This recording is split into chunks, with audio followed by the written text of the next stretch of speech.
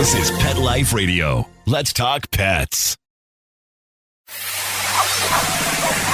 It's Oh Behave with Arden Moore, the show that teaches you how to have harmony in the household with your pets. Join Arden as she travels coast to coast to help millions better understand why cats and dogs do what they do. Get the latest scoop on famous faces, their perfectly pampered pets, and who's walking who in Rin Tin Tinseltown. From famous pet experts and best-selling authors to television and movie stars, you'll get the latest buzz from wagging tongues and tails. Garner great pet tips and have a doggone fur-flying fun time. So get ready for the pause and applause as we unleash your Oh Behave host, America's pet edutainer, Arden Moore. Welcome to the Oh Behave Show on Pet Life Radio. I'm your host, Arden Moore. Zombies. Animal zombies. I got your attention, didn't I? Now, maybe that hair is rising a little bit up on your back. Or maybe you're looking around. But don't be frightened, listeners. You're safe. Well, for now. That's because our special guest today knows all about real-life monsters of the animal kingdom. She is the author of a must-get new book called Animal Zombies and Other Blood-Sucking Beasts, Creepy Creatures, and Real-Life Monsters. Please give pause and applause to author Chana Stiefel. Hey, welcome to the show, Chana. Thank you so much. Love being here. All right, now Chana's going to be our tour guide on this episode of all things gory, gross, and creepy. But first, we got to take a commercial break. So you know the drill. Sit and stay. We'll be right back. Time for a pause. 4 furry ones, actually. Sit and stay. Oh Behave will be right back.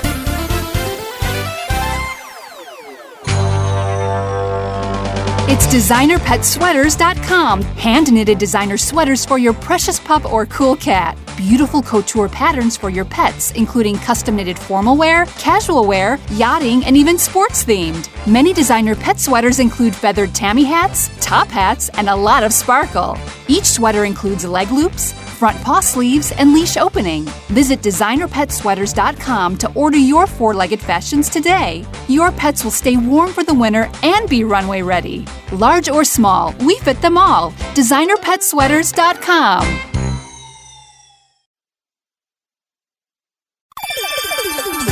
Let's Talk Pets on PetLifeRadio.com. Oh Behave is back with more tail-wagging ways to achieve harmony in the household with your pets. Now, back to your fetching host, America's pet edutainer, Arden Moore. Welcome back to the Oh Behave Show on Pet Life Radio. I'm your host, Arden Moore. Our special guest today is a best-selling, award-winning author by the name of Chana Stiefel. Her latest book is one that you better read with all the lights on. And it's called Animal Zombies and Other Blood-Sucking Beasts, Creepy Creatures, and Real-Life Monsters. I mean, I got to tell you, Chana, after going through this beautiful book that's produced by National Geographic Kids, you're making the show The Walking Dead look like a walk in the park. Thank you. I appreciate that. I mean, are you a fan of The Walking Dead show, or? So it's funny because I'm very squeamish when it comes to horror. Really? Print, it works for me. We had actually recently, my husband and I went to the movies. We ended up in the wrong theater, and all the trailers were horror. And my husband said to the woman next to us, "What movie is this?" And she said, "Halloween." And we were out of there in a second. I'm very squeamish, yeah. But for the book, for like the real life monsters, I'm all in. All right. Well, and folks, after the show, I really want you to dash over to her website. It's her name. It's ChanaStiefel.com. And I got to say, you look like this mild-mannered mom. And oh my gosh, you write zombie books. Yes, there's a dark side. There's definitely a dark side. Well, let's just get right started. You explain in the book, Animal Zombies, how did the word zombie even originate? So it's really interesting. In each chapter, and there are several chapters of different kinds of monsters. So in the zombie chapter, I go into the mythology of each kind of critter. So zombies go back to their origins. They have like different mythologies. So this one is about voodoo, and it comes from Haiti and the slave trade, unfortunately. And apparently they would bury slaves, and there were spirits that would come and unbury the slaves and set them on like the living dead. Yeah. So the kids who want a little break from the real action of the live monsters, we have the mythologies of where zombies come from in mythology also. Wow. And, your background, though, let's go back to your childhood, because I think this might have been very telling about the career path you're going to do. I know you're an amazing author, but tell our listeners about your first swamp tromp in the Everglades. Okay. So people wonder, like, where did I get these ideas from and why do I love this kind of thing? So it goes back to my childhood. I grew up in South Florida, where nature is pretty wild.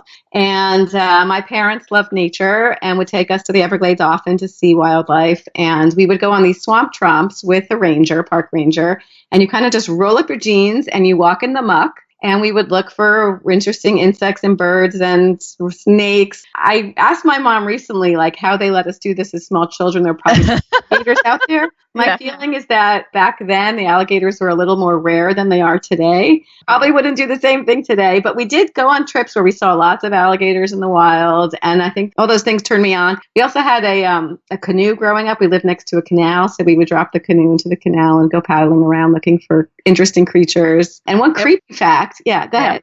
Well, no, but are you one of many kids, or what was the pecking order? So I'm the second of four. We all love these nature trips. We still do. One creepy fact is that we had a lot of lizards and snakes as pets. And when they would die, we had a jar called Pickled Pets. Oh, no. It wasn't for eating. It was for science projects. My dad was a surgeon, and he found these creatures fascinating, and we would study them. And I know that in retrospect, that sounds really creepy, but that was part of my so-called normal childhood. Oh, my gosh.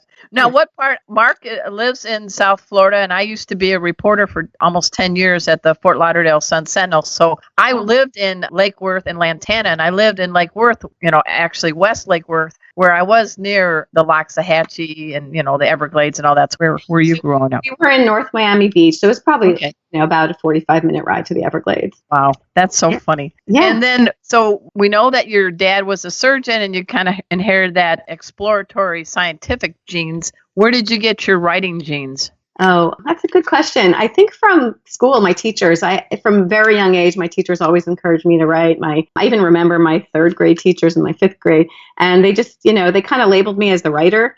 And my parents encouraged each of us to follow our passions. So throughout high school and college, I always was writing for local, like the newspapers and everything. And then I went to grad school at NYU. They have a program in science, health, and environmental reporting. So I did a master's in science writing. And down the block was Scholastic, and I did an internship there and became editor of a science magazine. So that's how my science writing came about. That put all the pieces together nicely, didn't it? Yeah. And now, you like to write to kids and the kid in all of us now. Thank you. Appreciate that. So let's get into the ghoulish. I was going through the book, and I got to tell you, the artwork, the photos, I just can imagine these photographers getting up close and personal with wasps and ear mites and jellyfish and all that. But what do you think about the way it was portrayed, the images? Because they really do bounce out at you. I think you can't do better than National Geographic when it comes to wildlife images. They did a spectacular job. And if you look at the book, I have in each chapter a different scientist that relates to those creatures. But in the one on zombies, I interviewed the nature photographer, Anand Varma, because he did a lot of the photos for the zombie chapter.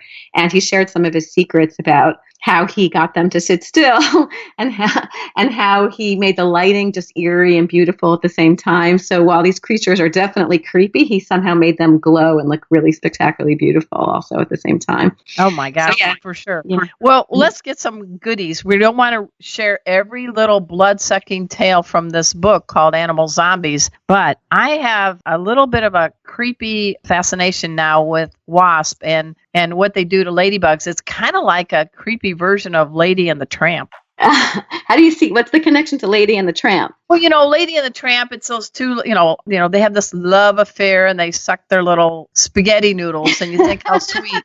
But this is kind of a macabre version, I guess. What's going on with the wasp and the poor little ladybug? In this case, the ladybug is a little bit clueless. Yeah. The wasp, it's not a love relationship. The wasp kind of takes over the ladybug and has her do his bidding. So I would say they're both female. So the wasp injects some venom into the brain of the ladybug and kind of stuns her into, she's in this frozen state. She's immobile. She can't move. And then basically the wasp is looking for a place to lay its egg. And it lays the egg in the abdomen of the ladybug, where it goes through all the stages of metamorphosis inside the ladybug. And she acts as a protector, a bodyguard for that growing larva. And if you look at the picture, Anand Varma captured this beautifully. He actually has the larva kind of glowing there. And it grows it looks like it's growing between the legs of the ladybug. So when a predator comes by, she swats it away. And then slowly but surely, the new wasp emerges and flies away. So I learned from this, researching this, that some of the ladybugs actually survive the process. No way.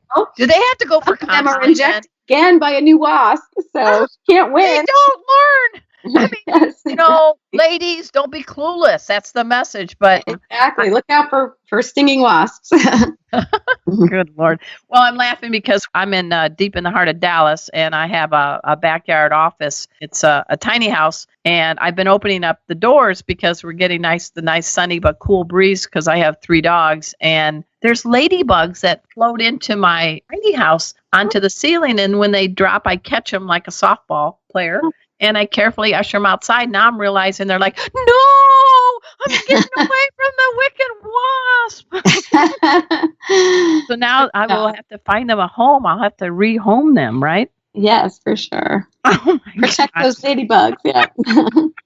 The other one, though, I wanted to ask you about, because this is more for yuck factor for people. You have a section called Animal Aliens, and tell us what those earwigs do, how they got their name, and what they do inside our ears. Ooh. I think they're a little overblown, those earwigs. They're really creepy, and if you could imagine something burrowing into I think the mythology is that they burrow into your brain. Yeah. But it's like bugs sometimes get in your ear. People end up going to the emergency room. They don't actually get into your brain through your ear. It's an old myth. But that chapter is really about, we call them aliens because they're animal invaders, like creatures that live on or inside our bodies, but also the ones that live in our homes. Because in Dallas and Teaneck, New Jersey, where I live, every house has bugs, as you mentioned. And there's an entomologist who's in my book who researched how many bugs live in a suburban home. And they used some homes in North Carolina as samples. And these weren't bug-infested homes. These were just typical suburban homes. And last I heard, in the book it says 100 species. Last I heard, they're up to 200 species. Oh, my God. Different kinds of critters that live in our homes. And some of them we're oblivious to. Sometimes you see stink bugs running around, or cockroaches, or spiders, but they catalog them. And I think it's totally fascinating, a little bit creepy and mind-blowing. Most of them are harmless. Some of them, like termites, eat through our wood and everything. But most of them are harmless to people, and you wouldn't even know they're there. But I think it's just a fascinating study to see what's, hitchhiking. Yeah, and I'm new to Texas, and I spent many years in Oceanside, California, and I moved here a few years ago. I'm like, what the hell is that? Kind of flutter, buzzy nose, and it's is it a cicada? Could be. Yeah. Oh my gosh, they're these prehistoric looking oval shaped bugs that fly, and I was like horrified. I had no idea. Do you know anything about those? But I remember my dog likes to eat them. Invasion a couple of years ago. They come out like on I think it's a 7-year life cycle. Maybe you could check that. But they are interesting. They come out, they mate, and then they die. And I remember my sister lived in Baltimore, and she said they were like thick in the air, and they were just cicada skeletons everywhere, like crunching on the sidewalks. They were massive, many, many of them. And they kind of are like crickets that let off that loud chirping noise that you mentioned. They're crickets on steroids. Yes. Don't you think? All right, well, thank you. I'm hoping I can go for another 7 years if I could. Mm-hmm. But, you also, in your book, and everybody, we're speaking with Chana Stiefel, and she is the author of Animal Zombies. Her name is her website. Everybody get your pen out. ChanaStiefel.com. You're going to find out more cool things about her. But in doing some of this research, there actually are some misunderstood creatures. One of them, I guess, is the vampire bat. Yes. What's the good thing about vampire bats? So it's really interesting because they get a really bad rap, right? They're so creepy looking. But as I researched the book and I interviewed an interesting bat scientist, I learned so much about them. And one thing is that they're very social animals. They take care of each other. When one bat is sick, they'll go out and get a bloody meal and then share it by vomiting. Hey, Thanksgiving over at my house. What can I say?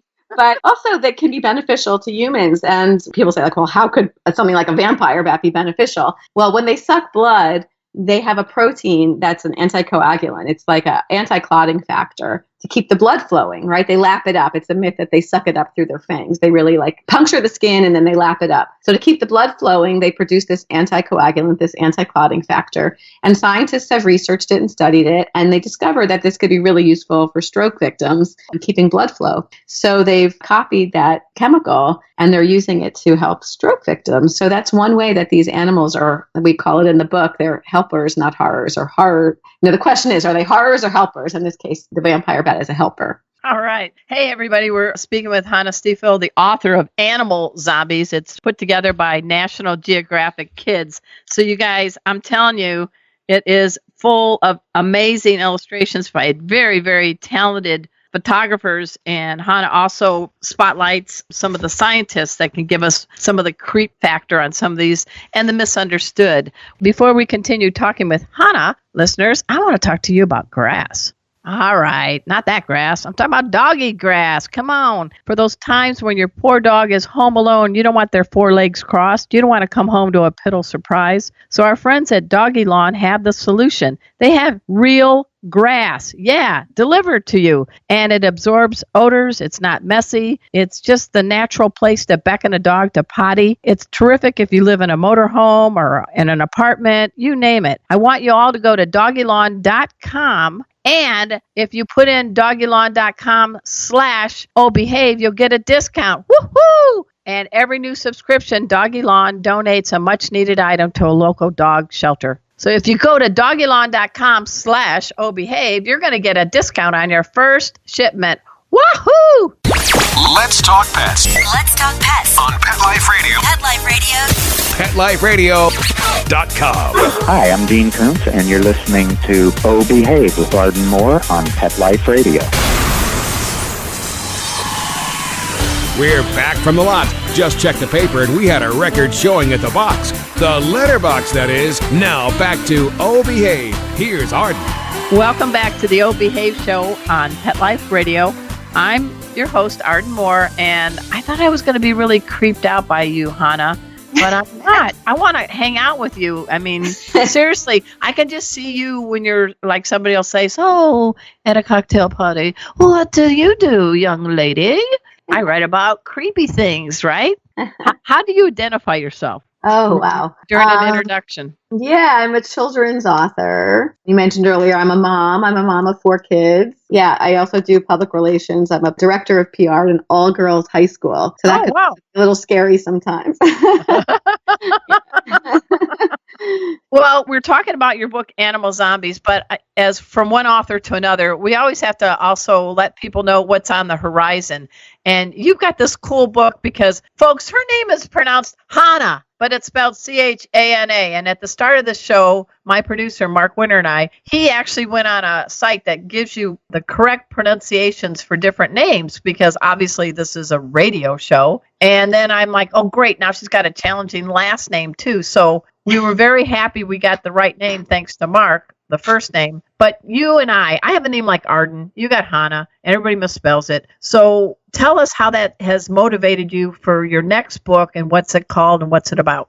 Right. So I think, as you know, as a writer, everything comes from our passion, right? And what we know, right? You got to write what you know. So my whole life, people mispronounce my name. It's Chana, Kahana, China. You go on and on. Banana, mana. Yeah. Exactly. So, yeah. So I wanted to write. I also can never find my name on a T-shirt or a mug or a kid's a magnet. Never can find my name at at the rest stop. So I wrote a book called My Name is Waka Waka Lach.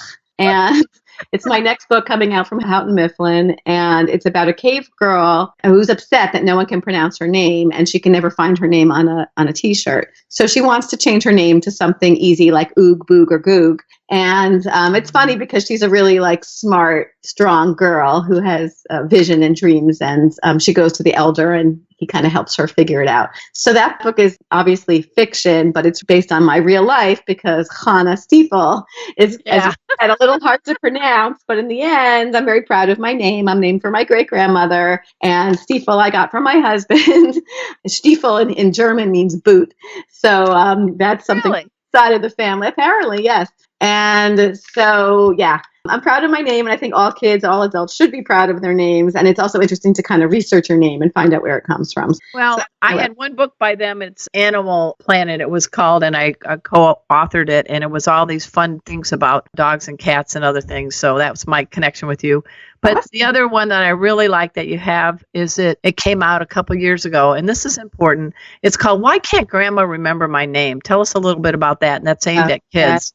Also a book that's near and dear to my heart. I was contacted by an Alzheimer's foundation called the Fisher Center. They were looking for a science writer to write about Alzheimer's for kids because I think there's, when unfortunately a relative has Alzheimer's, it's very hard to talk about with kids what's going on there. So they contacted me and we did kind of a Q&A style book with, like why is grandma forgetting things and what can be done and are there medicines and so on. And they did a beautiful job because the illustrations are in alternating pages, either children's art or art done by Alzheimer's patients. Oh my gosh. Yeah, it's really beautiful because it shows you what the human mind is capable of. The art is really beautiful, and all the proceeds from that book went to Alzheimer's research. So I'm very happy with that project. I'm really proud of it, and I wish them lots and lots of success. I dedicated it to my grandmother, who has since passed away, but she suffered from Alzheimer's for maybe 20 years. Yeah. What was her name? Her name was Molly Epstein, and she passed away about a year and a half ago. She was 93, and she was an awesome lady. And she also had a love of nature and the outdoors. And she had a dog, always had a dog. And she always would take long walks, and she had a lot of wisdom. And unfortunately, she suffered from that disease. So, the book is dedicated to her. Well, we're dedicating this episode to Molly because I don't want to do it to the wasp. Yeah, thank you. My family will appreciate that. Yeah. Now, do you have any pets, Hannah? Oh, so right now we have a betta fish,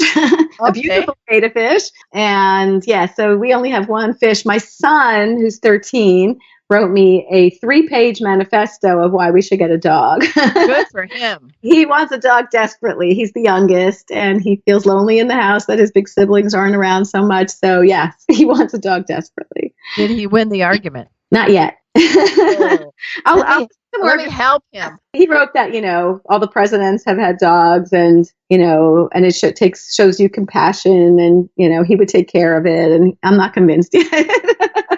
All right. Well, yeah, because when you are getting a dog, you're going to have it longer than the life of maybe a couple of cars, people change jobs, locations. If you have a dog 10 to 20 years, think of all the milestones that dog goes through with you.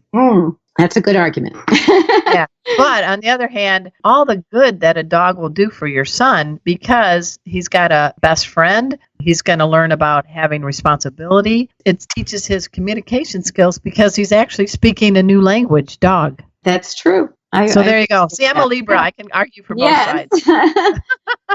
So what are some other things? I know I've plucked some things from your book, Animal Zombies, but before we bid adieu, is there a couple ones that you want to make sure that we kind of pique the interest of our listeners? Yeah, peacock mantis shrimp. Okay. Which is this beautiful looking multicolored shrimp, but it packs a real punch.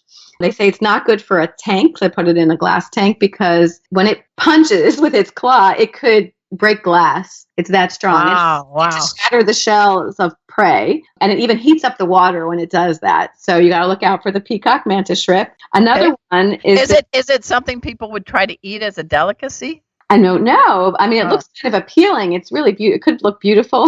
But can you imagine biting into it and it bites back and you have to go to the dentist? Oh, man, it could probably shatter your teeth. Yes, I would definitely not eat it live.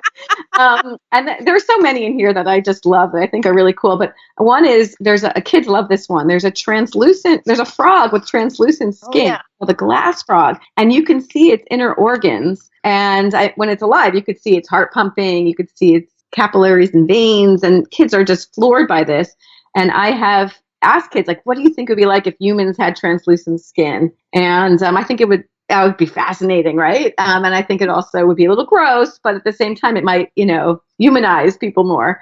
But, scientists have looked into why these frogs have translucent skin, and their best theory is that it's good camouflage. When they're lying on a leaf, they just blend into the background. So that one's, really amazing. There's just so many in here. There's with that one, if we can go back to it, can you imagine the little frog kid to Mama Frog? No, I didn't really eat that. It's in your stomach, son. I can see it. Absolutely. Yeah, those pictures are so cool. You can see their bones. I mean, it's just like you could have biology lab without having to cut open the poor thing. Yes. You were going to say something else. What's your other one you want to make sure? Oh, there's so many, but one of them is also something called a hagfish, and it gives off to protect itself, gives off this really gross, thick layer of mucus. And you were talking about creatures being helpful. So this is very slimy thing, and scientists are finding out that it's a really strong, stretchy material, and they're doing kind of material science to figure out how they can use hagfish slime to create products that are strong and stretchy, like Kevlar kind of material, or like the way we use silkworm silk to create. I can just see it at a Hollywood premiere. And what are you wearing? I'm wearing hagfish. Hagfish slime. Exactly. Thank you, darling. That's very strong and stretchy. Yeah. So the book is just filled with interesting facts like that. And there's creatures of the deep sea. We didn't talk about the animal vampires, which are animals. Oh yeah, go ahead. Blood. Yeah, so in addition to vampire bats, there are leeches and lampreys and ticks, and you guys know all about ticks. Oh, yeah. And so it talks about these blood suckers, like why do animals suck blood, right? Right. And I've asked kids this, and kids are so smart, they always come up with the right answers. One is that it's very plentiful, right? It's out there in nature. And the other is that it's packed with nutrients, so these animals can get a really quick meal, because all they have to do is they evolve with these, ways of piercing skin and sucking blood. And, that's a way of life for certain creatures. Well, it's kind of like a drive-through for ticks, right? Absolutely. Blood is so plentiful. It's a good life if you have just a meal. Your 4 kids, Hannah, must dig you because, they're like, well, what did your mom do? Well, she works at a bookstore. She's a barista. No, my mom writes about animal zombies. You must have great conversations around the dinner table. Right. Well, when you're writing a book, you get very obsessed about the topic. So this was a 4-year process. So they're very happy the book is out there already. Yeah. Well, I think you did a spot on job, and I'm still finding little gems out of this book. Of course, we're speaking with Chana Stiefel. She is the author of a National Geographic kids book. Just came out. It's called Animal Zombies and Other Blood-Sucking Beasts, Creepy Creatures, and Real-Life Monsters. This is awesome. I mean, really, I'm going to have some cool things to talk about while everybody's eating dinner. Thanks. Awesome. Thank you. And I want everybody to go to her website, please, because she's not a one-trick pony. This gal is amazing. She has strong typing fingers. She writes about a lot of great topics. She really caters to kids. She brings out fascination and your curiosity, and all the brain neurons are firing when you read her words. Her website is Chana Stiefel. That's ChanaStiefel.com. And anything else before we bid you adieu, Hannah? I thank you so much for having me. It's been awesome. It's been awesome, baby. And I also want to give a shout out to my non-creepy producer. I'm speaking of Mark Winter. He is the executive producer of Pet Life Radio. We are the #1 pet radio network on the planet. And I'll dare anybody to challenge us. I think we're probably #1 on Mars, too. Come on, prove it. Also, our show, I'm happy to say, somebody named Oprah said, I like this show, Oh Behave. I'm going to pick it as one of my top 3 pet podcasts. So we are very honored to win that, and we've been a 4-time podcast award nominee. I didn't ever get the car from Oprah, but, well, that's all right. As one author to another, Hannah, isn't it nice? We're poor and famous. Yay! So until next time, everyone, this is your flea-free host, Arden Moore, delivering just 2 words to all you 2, 3, and 4-leggers out there. And for this time, all you legged creatures out there. Oh, behave. Coast to coast and around the world, it's Oh Behave with Arden Moore. Find out why cats and dogs do the things they do and get the latest buzz from wagging tongues and tails in Rin Tin Tinseltown.